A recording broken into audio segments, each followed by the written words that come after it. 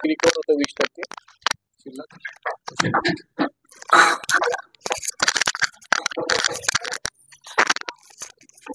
आता तुमच्या मानेमध्ये C4-5 मध्ये प्रॉब्लेम, कमरामध्ये L4-L5 मध्ये प्रॉब्लेम. आता मानेमध्ये ज्या तुमच्या ऍक्सिडेंटली डिस्क सरकली त्याच्यातलं कार्टिलेज असते, गादी असते, ती हळूहळू बाहेर आली. तिथून ब्लड सर्क्युलेशन मानेला, शोल्डरला, छातीला, पाठीला आणि हाताला होतं. पण तुमच्याकडनं मल्टिपल डेज काहीतरी चुकी व्हायची, हाताला झटका द्यायचे, त्या कुशीवर जास्त झोपणं होतं, उठाण्यापासून तो हात खाली टेकवायचे, त्याच्यानंतर त्या कुशीवर जास्त झोपण्यात यायचं, मानेला झटका द्यायचे, त्याच्याने तो प्रकार वाढत गेला. तर त्याच्यामुळे तिथून ब्लड शरीराने देवाने एक वरदान दिलं आपल्याला, दिवसभरात हजारो सेल्स डेट होता, रात्रीतून परत रिजनरेट होता. पण हा नियम तुमच्या त्या शोल्डरला लागू नाही. त्याचं कारण तुमच्याकडनं जर चुका झाल्यामुळे सेल्स ह्या डेट होत गेला, पण तिथून ब्लड सर्क्युलेशन जे व्हायला पाहिजे तर त्या पाहिजे त्या प्रमाणात होत नाही, म्हणून त्याची झीज जास्त प्रमाणात झाली आणि त्यालाच म्हणतो फ्युजन शोल्डर. पण तुम्ही त्याच्यावर किती पण ट्रीटमेंट केली तर रिकवरच होत नाही आणि होणार नाही. डॉक्टर म्हणतील कॅल्शियम कमी झालं, झीज झाली, तर त्याच्यामुळे त्याची झीज भरत नाही, ब्लड सर्क्युलेशन रिकवर होईल. आता जेव्हा त्याला ब्लड सर्क्युलेशन प्रॉपर होईल, सेल्स रिजनरेट होतील, तेव्हाच तो रिकवर होईल. म्हणून त्याला पहिले सर्व्हायकल वेन्स ब्लॉक काढावा लागेल, त्याच्यानंतर ब्लड सर्क्युलेशन प्रॉपर झालं, शोल्डरची पोझिशन व्यवस्थित झाली, तेव्हा ते क्लिअर होईल. पण याला काही नियम पथ्य आहे. मानेसाठी उशा 2-2 घेणं बंद, मान मोडणं बंद, हाताला झटका देणं बंद, उठताना तो हात खाली टेकवणं बंद. हे पुढचे 3 ते 6 महिने हे झाले मानेचे नियम आणि शोल्डरचे नियम. दुसरं कमरामध्ये L4-L5 मध्ये प्रॉब्लेम, त्या ठिकाणी वरची खाली सरकली, कार्टिलेज असतं म्हणजे गादी असते, बऱ्याच प्रमाणात बाहेर आली, तिथून ब्लड सर्क्युलेशन पायाला होत नाही, म्हणून कमरापासून पाय दुखणार, जड पडणार, रग लागणार, कळ लागणार, मग येणार. जास्त चालले, जास्त उभं राहिले की त्रास होतो, मांडी घातली, गुडघ्या बसले की पण त्रास होतो.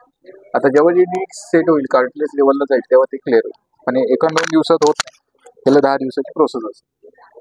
पण याला काही नियम, परत तुम्ही वाकून जास्त वजन उचललं का त्रास होईल. 15 ते 20 किलोच्या पुढं कमरामुळे वाकून वजन नाही उचलू शकत, त्याला पण पर्याय, कमराचा LS बेल्ट येतो, तो लावणार वजन उचलायचं.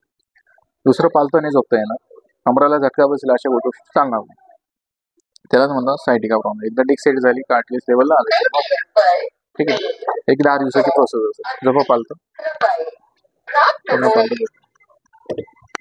हात खाली नाही, जेवढं मी सांगितलं आजपर्यंत कोणी सांगितलं पण नसेल एवढं. याचा LS स्पाईनचा MRI केला, हो, कमरेचा MRI केला किंवा सर्व्हायकल स्पाईनचा MRI केला, त्याच्यात दिसतो पाय हा दुखतो का हा दुखतो, हिनच दुखत असेल.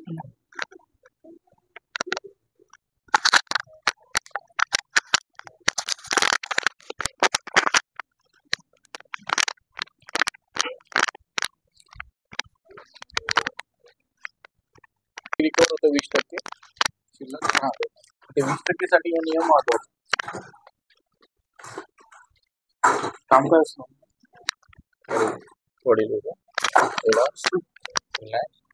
इकडं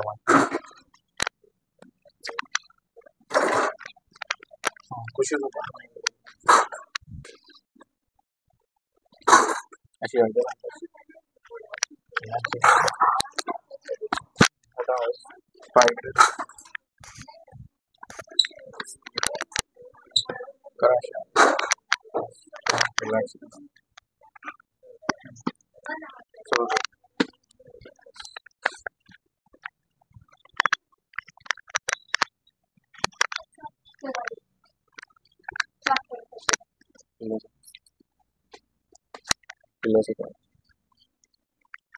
आता असं करा,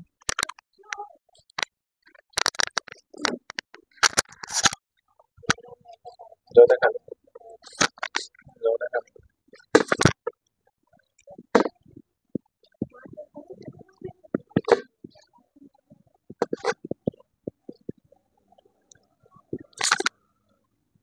थोडा वरती जाऊन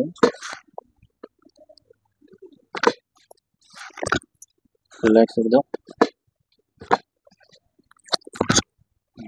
रिलॅक्स एकदम.